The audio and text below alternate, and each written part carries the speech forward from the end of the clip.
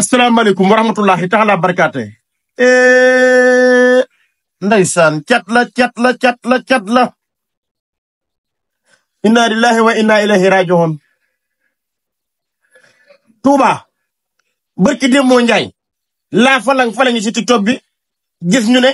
dafa am immeuble bu daanu am ñu ci génn àdduna. Tey jii tamit ma déggaat ne dafa am ñu ci génn àdduna ñett nit. ab immeuble bu daanu jot na nag wax dëgg yàlla wàllum tabax ya sa Touba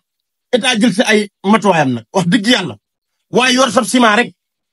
yor sa xeer am sa ndox yor sa pàkk rek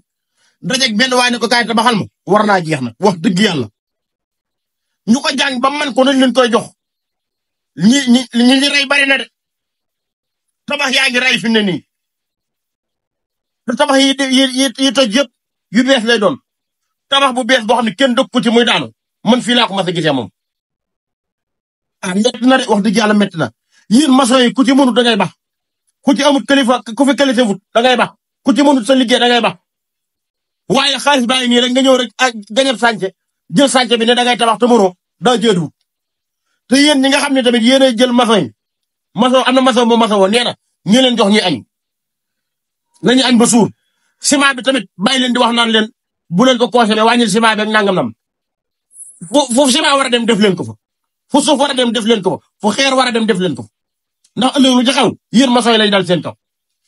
na ciment bi sax beneen di tabax loo nit ba pare tamit naan ko del consommé ciment bi bul consommé dara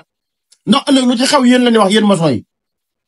te li ma jaaxal mooy bâtiment yu bees dong laa gis mooy daanu feetu Touba dégg naa ñett nit génn nañ seen àdduna